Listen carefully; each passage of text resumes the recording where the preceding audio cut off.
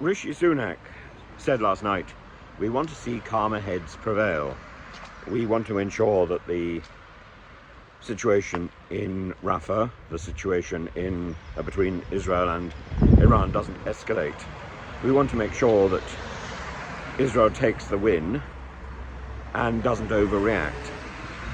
And we are standing on the brink of a serious war in the Middle East. And we want to pull back from that brink if at all possible.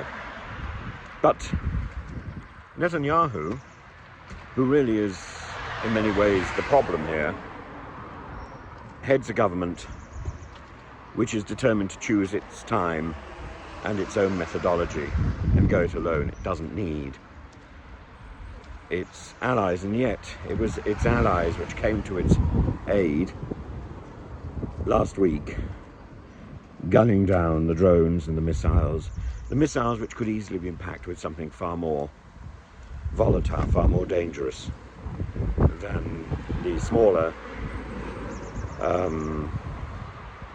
weapons that were loaded onto these missiles. Most of the missiles were brought down thanks to US, UK, French, Saudi, Jordanian help. And yet Israel says it doesn't need help.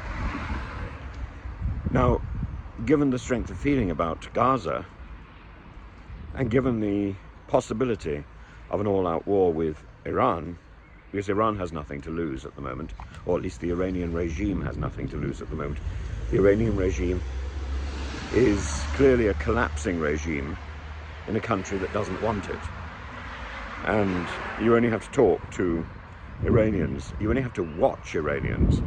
Those who claim to be Muslim are busy drinking in private.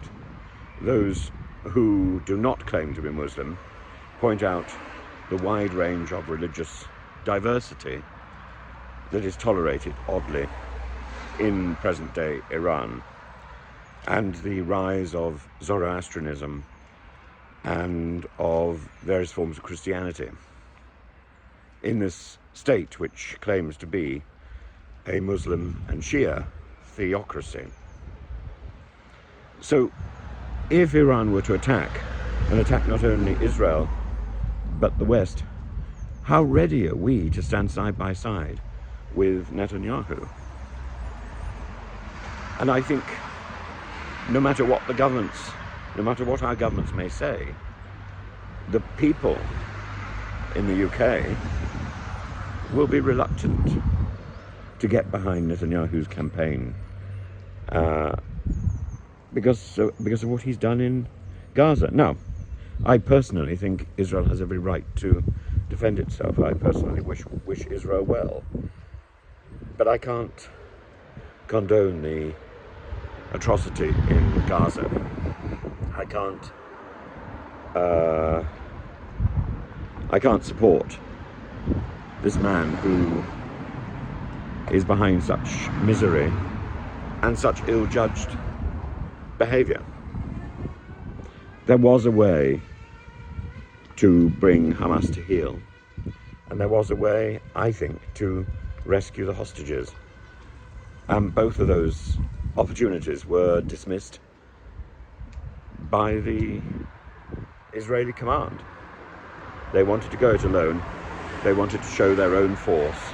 They wanted to make a point. They wanted to erase Gaza, it seems, from the map and create their own Gaza, maybe. But in doing so, they fomented so much hatred, both in Gaza, in Palestine, and around the world, that it's seen an explosion of a new wave of completely appalling anti-Semitism.